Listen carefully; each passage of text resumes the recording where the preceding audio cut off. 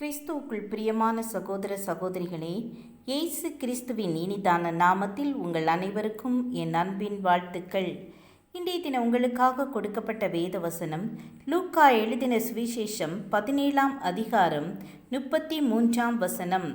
தன் ஜீவனை ரட்சிக்க வகை தேடுகிறவன் அதை இழந்து போவான், இழந்து போகிறவன் அதை உயிர்ப்பித்து கொள்ளுவான். ஒரு சர்க்கஸ் நடைபெற்று கொண்டிருந்த இடத்தில் கோமாளிகள் நின்று எல்லாரையும் சிரிக்க வைத்து கொண்டிருந்தனர். ஜனங்கள் தங்களையே மறந்து அந்த கோமாளிகள் செய்யும் காரியங்களை ரசித்து சிரித்து கொண்டிருந்தனர்.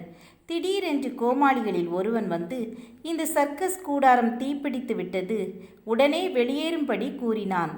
ஆனால் ஜனங்களோ இதுவும் ஒரு சிரிப்புக்காக சொல்லப்படும் காரியம் என்று நினைத்து இன்னும் சிரிக்க ஆரம்பித்தனர். கூடாரத்தில் தீ முழுமையாக பரவிய போதுதான் இது சிரிப்புக்காக அல்ல, நிஜம்தான் என்று புரிய வந்தது. ஆனால் அதற்குள் தீ கொட்டகை முழுவதும் தீப்பிடித்தபடியால் உயிர் பிழைத்தவர்கள் மிகவும் குறைவானவர்களே. ஆம், எனக்கு அன்பானவர்களே, இதே போன்றுதான் நம் இரட்சகர் நித்திய ஜீவனை நமக்கு வைத்திருக்கிறார்.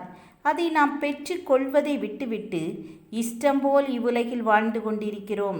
நமக்கு அருமையான வேதாகமம் கொடுக்கப்பட்டிருக்கிறது. கர்த்தருடைய வார்த்தையை தியானிப்பதற்கு ஆலயங்கள் இருக்கின்றன. அநேக ஊழியக்காரர்கள் போதனை செய்வதற்கு இருக்கிறார்கள். நாமோ லூக்கா 16 உள்ள ஐஸ்வர்யவான் போல் வாழ்ந்து கொண்டிருக்கிறோம். ஒன்றை அறிந்து கொள்ள வேண்டும், நோவாவின் காலத்தில் எப்படி நடந்ததோ அப்படியே மனுஷகுமாரன் வரும் காலத்திலும் நடக்கும். ஜலப்பிரளயம் வரப்போகிறது, பூமி அழியப் போகிறது என்று நோவா சொன்ன வார்த்தைக்கு செவி கொடாமல் அவர்கள் இஷ்டம் போல் வாழ்ந்தார்கள். ஜலப்பிரளயம் வந்து வாரிக்கொண்ட போது அத்தனை பேரும் மாண்டு போனார்கள். என்ன ஒரு பரிதாப நிலைமை! அவர்கள் உணரத் தொடங்கும் போது ஏற்கனவே நேரம் கடந்து விட்டபடியால் அவர்களால் ஒன்றும் செய்ய முடியாது. ஆகவே காலம் இருக்கும்போதே கர்த்தரின் சத்தத்திற்கு செவி கொடுத்து ரட்சிக்கப்பட வேண்டும். நாளை பார்த்து கொள்ளலாம், இன்றைக்கு இஷ்டம் போல் வாழ்வேன் என்று நாட்களை தள்ளி போடாதே. ஒருவேளை நாளை வராமலே போகலாம். ஆகவே நாட்கள் பொல்லாதவைகளாய் இருப்பதால் காலத்தை பிரயோஜனப்படுத்தி கொள்வோமாக.